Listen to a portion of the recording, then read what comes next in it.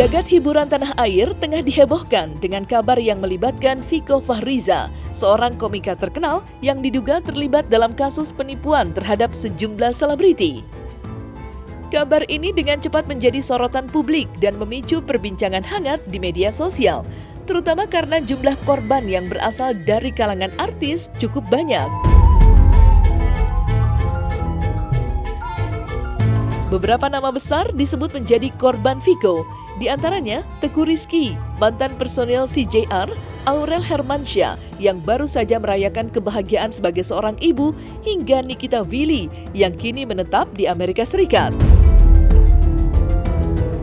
Bahkan Nikita dikabarkan telah mentransfer uang sebesar 28 juta ke rekening Viko, yang kemudian memicu berbagai spekulasi mengenai modus operandi dari dugaan tindakannya itu. Kabar ini menjadi viral di dunia maya dengan berbagai reaksi dari netizen. Ada yang merasa geram, ada pula yang mencoba mencari tahu apa motif dibalik tindakan sang komika. Netizen pun ramai membahas bagaimana selebriti seperti Nikita Willy yang tinggal jauh di Amerika masih bisa menjadi korban, menggambarkan luasnya jaringan komunikasi yang mungkin dimanfaatkan oleh Viko.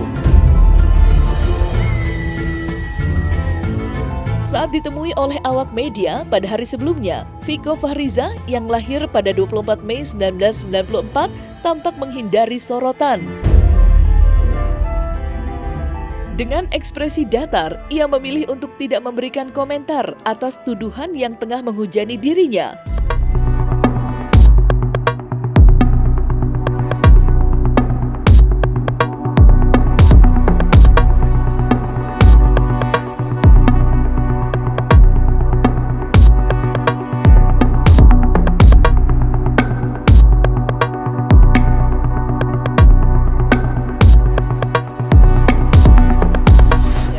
Datang bang ya. No comment berarti ya? No comment ya. Ini enggak minta iya, tolong iya. ya. Tapi kalau untuk naik, gua pasti keberatan karena ya sejauh ini gua didampingin sama Bang Nahra juga sih, sama Bang Wahab. Bukan gua tunjuk as a lawyer. Gua tuh nanya, ini tuh jadinya gimana ke kasus gua, iya. Terus dia bilang, ini mah kesalahpahaman keluarga aja. Karena nggak ada norma yang lu langgar, nggak ada menista agama, nggak ada hal pidana yang dilanggar, udah gitu. Oke, mungkin karena sudah terlalu ramai, ada beberapa hal yang perlu diluruskan tanpa membenarkan apa yang kesalahan-kesalahan gua yang sudah terjadi. Jadi gini teman-teman, gua 5 bersaudara. Salah satu saudara gue yang paling dekat itu Rispo. Dan kebetulan gue kemarin ada musibah. Mobil gue nabrak karena rek setirnya udah jelek dan long tie rodnya udah nggak bagus.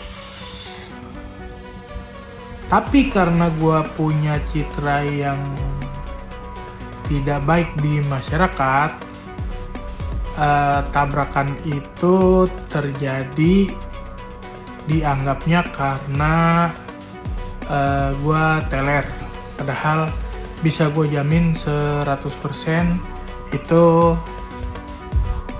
bukan itu penyebabnya. Karena gua ngerasa paling deket sama Rispo, begitu ada masalah gue chat lah ke Rispo, minta bantuan buat selesain mobil di bengkel. Tapi ternyata Rispo lagi nggak pegang uang, karena uangnya itu habis dipakai invest buat film GJLS. Ya udah, nggak masalah, nggak pernah ada kesan dari gua atau nggak pernah ada tindakan dari gua untuk ada kesan memaksa buat minjem uang. Nggak pernah ada itu. Jadi ya udah, pas Rispo nggak bisa, ya udah gua mau minta tolong sama orang lain. Dan mungkin buat catatan ya, bagi beberapa orang pinjam uang itu aib, bagi beberapa orang pinjam uang itu salah. Tapi kan orang boleh punya persepsi yang berbeda ya. Nah, kebetulan gue nggak ngerasa hal itu karena kalau ada temen-temen gue yang butuh, gue tuh pinjemin aja gitu, dan gue nggak pernah masalah, entah uangnya balik entah uangnya enggak. Ya udah, maksud gue kalau nggak balik nanti diganti sama Allah. Dugaan aksi tipu-tipu yang melibatkan Viko Fahriza mulai terungkap setelah Ananta Rispo, kakak sekaligus sesama komika, memberikan pengumuman mengejutkan melalui akun Instagram pribadinya. Dalam unggahan tersebut, Ananta Rispo dengan tegas memperingatkan publik untuk berhati-hati terhadap tindakan yang dilakukan sang adik. Ia bahkan membagikan sebuah video yang menjelaskan lebih lanjut tentang perilaku Viko, sembari mengungkapkan kekecewaannya secara emosional.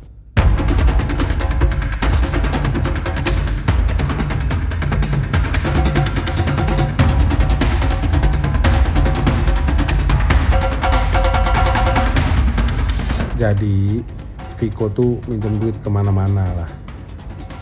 Alasannya kecelakaan, ada yang alasannya buat suami nyokap gua gitu.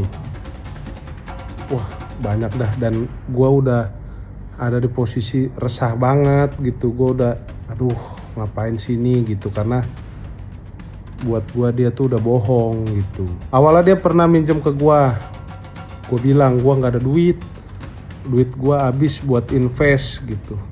Apapun alasannya lah gua, karena gua nggak mau ngasih dia aja gitu, karena pernah ada kasus gua terakhir itu sama dia, sempat marah lah gua karena satu dan lain hal. Kalau gua kasih tahu karena apa, ntar rame lagi ini. Nah, gara-gara dari semenjak kasus itu gua udah males lah gua kalau udah urusan duit sama Viko gitu. Dia kesini-sini jadi makin parah nih. Jadi suami nyokap gua kan sakit awalnya, dia mintain duit lah, buat minta duit ke orang-orang, minjem ke orang-orang buat berobat. Suaminya nyokap gua sakit gitu-gitu. Waduh, gua ngobrol, gua WhatsApp langsung, gua japri langsung gitu. Gua marahin lah gitu.